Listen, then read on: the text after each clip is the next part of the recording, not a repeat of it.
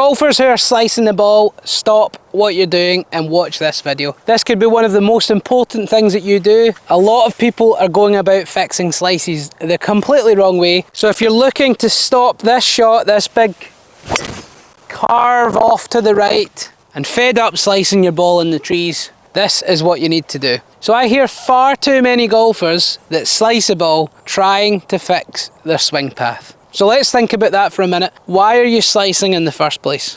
So we've got our golf ball, we have our club head. Fundamentally, if you're slicing the golf ball, your club head is swinging out to in, which too many people try and fix quite quickly, with, this is the most important thing, a club face.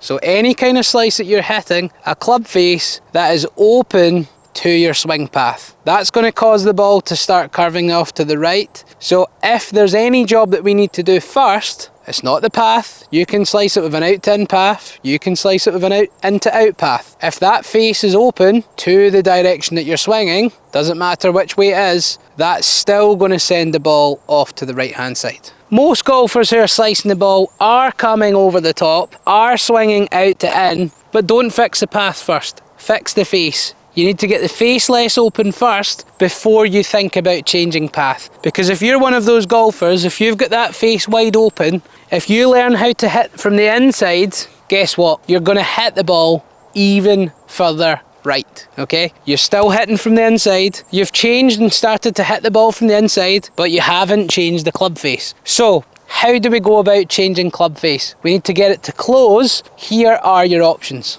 So option number one, let's start with setup. You can opt for a stronger grip. So stronger is when, for a right-handed golfer, the hands move to the right-hand side. Weak is when it moves to the left-hand side. So if you strengthen your grip and you move your hands to the right, from this angle here, anytime you make the hands a bit stronger and move them to the right, you definitely promote some closing of the club face. So that's one option. If you've got a weak grip, making it stronger makes you less likely to close the face. Number two, wrist angles. So our hands are the only point of contact on the golf club. That's obvious. So once you've got your hold, the only other major factor in changing face angle is what the wrists do. So a lot of people who have a neutral grip are doing a few different things. They're possibly rolling the wrists too early in the backswing, in which case feel like you point the face to the ball for longer and don't allow that wrist to roll. Because if we do this and we cup this left wrist, guess what? That face starts to open. And that's the case whether that's in the takeaway,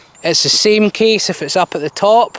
It's the same case at the very top. If this wrist starts to cup too much, that club face starts to open too much at the top of the backswing. So if we roll or cup too much in the takeaway, the face can open. If we roll and cup too much up to the backswing, the face can open. Likewise, if you do it on the downswing, the face can open and the shaft can steepen. And if your wrists are too cupped, then the face can get open at impact. So, if you're one of those golfers, what we need to learn is how to close that club face. You are going to see your ball go to the left. You're going to start to hit a bit of a pull. If you slice the ball and come over the top, you're going to go from slice to pull when you start to fix that face, and then you can start working on the path. So, some simple things that you can think about. If it's the takeaway that's your issue, point the club face to the ball for longer.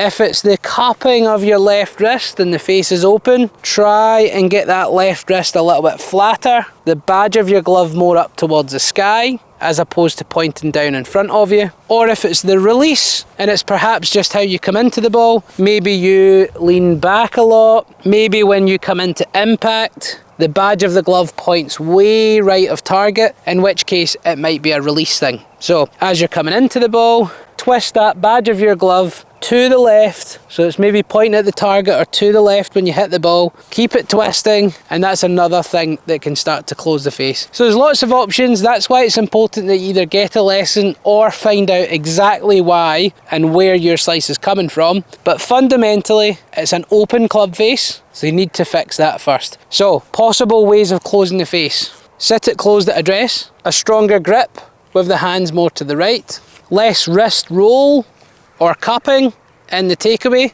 point the club face to the ball for longer, less cupping of the left wrist up at the top and having a flatter left wrist. That also applies to the way down. as opposed to cupping on the way down. Or in the release, how you come into impact by twisting this badge to the left. Again, that starts to close the face. So glove badge twisting down and left is what's going to close the face, as opposed to a sort of lean back or this sort of cricket release where this badge points out to the right. So work on those things. Fundamentally, number one, then start to work on path once you stop seeing that ball curve off to the right. So give that a try, comment down below how you get on. If you found this video useful, I would really appreciate if you could click that like button, subscribe to the channel where we bring out 2 videos every single week in order to help you with your golf. Check out the description links down below, plenty of freebies on offer. The main one is a free online lesson with me, and you'll see that just on the screen here via the Skillest app, where I teach golfers worldwide. All you need to do is video some swings, send it to me through the app once you've followed me,